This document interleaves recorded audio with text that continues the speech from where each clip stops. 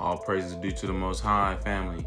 We back with another Acres anime review. And I'm going to do my best. I think I got 4 more episodes of The Water Magician. I'm going to do my best to finish out this series just to make room for some other reviews. Anyhow. So with that being said, we know last episode the Guildmaster had offered as punishment for Rio to accompany and secure some merchants over to Whitnash. And that didn't happen yet. We had a quick little mini mission before then. And because we knew that mission was coming, and the season's coming to an end, family. There's only a few episodes left, so I thought, it was going to be kind of split down the middle. I thought this would take 2 episodes. This is a 1-episode mission, family.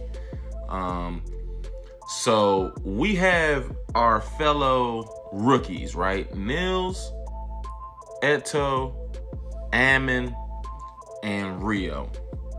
And so we've been living together at the dorms. We've been training. We've been doing stamina training. We've been going to the dungeon, for guild jobs. So this was kind of the culmination. If the season ends how I think it is, because one of y'all spoiled it for me in the comments. We about to see Rio, and the Inferno Magician was just introduced at the end of this episode. So we about to see some type of showdown between the Inferno Magician and the Water Magician, who's Rio, right? Which is probably, that sounds like a great climax to the season for me.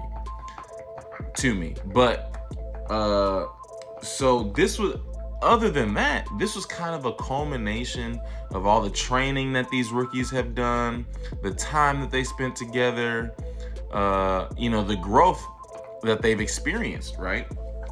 And so we start off the episode, Nils, who's like the tallest one. This episode really made it clear to me. We form a party. It's 4 rookies, right? Like I mentioned their names. Nils is the tallest one, and he is the one who's leading the group in terms of going back to his home village and fighting off some goblins and some skeletons that have appeared, right? He's the tallest one of the group. He's a swordsman. Then we have Eto and Ammon. I think, correct me if I'm wrong, family. I think Eto is the other swordsman. And then Ammon is the priest. He's the one who has healing abilities.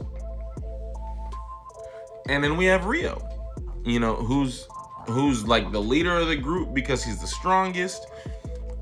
He's the magician. So he's the one basically making sure, and he's the highest ranking, right? Nils is asking Rio at the beginning of the episode, can you help us and can you form a party? Because this is a D rank mission and we're all E rank. You're the only one who's D rank. So can you form a party and accept this mission so we can go back to my hometown and solve this problem? Rio agrees, right? So we go, we actually notice that we get there faster than usual, and Eto and Ammon kind of ponder. They're like, wow, did we get here so fast because of that stamina training we've been doing? Right? So that's the first sign that we've been growing. We're here to handle business. All that work that we put in through the season is about to culminate in this episode for the rookies, right? We show up, we meet the mayor. The mayor explains the problem. Nils meets with the elder and he gets a better understanding of the problem. Now, what was explained to us before we even left is that there was an E rank party that attempted this mission and a D rank party that attempted this mission. The E rank sustained major injuries, major casualties. So they did not come out of this unscathed. I mean, really at all. In fact, the opposite. They were dealing with major repercussions for attempting this mission. The D rank went in and tried to handle the problem, but they experienced the village members not assisting them with the mission. And we learn in Nils and the group coming back to the village, we learn from the mayor, well, that D rank group, they didn't really understand our customs and our village secrets, which Nils explains to us later in the episode. So this village, a certain part of the forest, inhabits a guardian beast, and this is like a village secret. And so the D rank group did not really respect the village's wishes and to not go so deep into that part of the forest.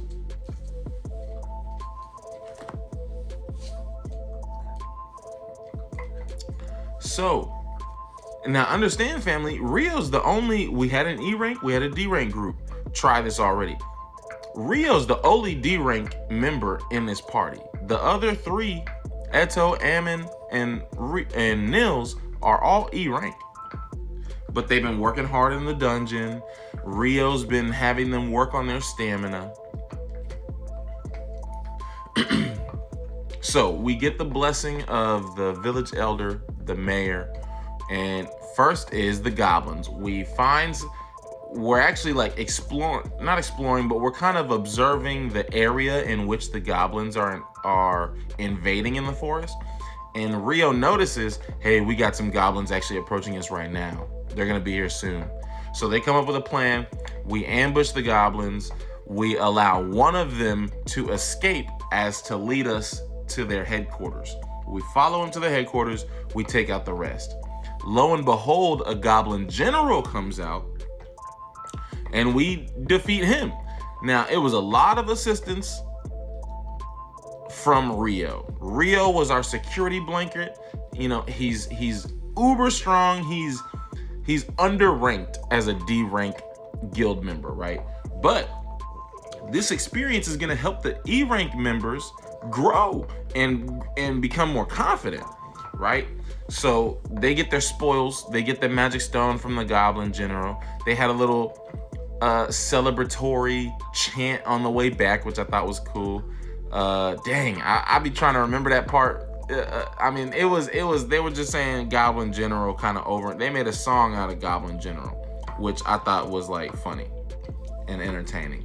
Now we got the skeletons. Well, but I think before the skeletons, we actually met with we did actually. We met with the Guardian Beast, and the Guardian Beast,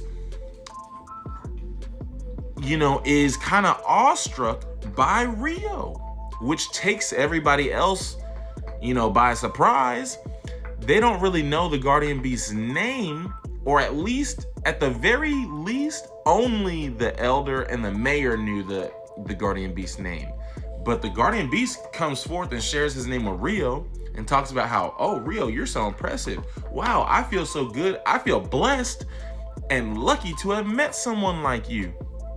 And they said, before meeting you, I thought I only had a few decades left to live. Now I feel like I can go on for another millennia. So the glazing on Rio was crazy. And Rio is kind of confused. He's unsure as to why this happens. He's like, is it a physical trait? Is it just his Fairy King attire? Which it probably is, but we don't know yet. Anyhow, we come up with a plan to handle the skeletons. The Guardian Beast says, hey, I'll hold back the main skeleton while you handle the small fry. And then when the small fry are done, I'll let go of the main skeleton and you can handle that. And so that's exactly what happens. We save the village. We accomplish the mission. But this was just, for me, family, this was a great episode because we seen Rio and his fellow rookies kind of step up, and this was like a rite of passage. They went on a mission on their own. They saved a village in which other parties could not accomplish, and the effort and investment that we put in earlier into the season paid off in this episode. So, chef's kiss. Peace and love, family.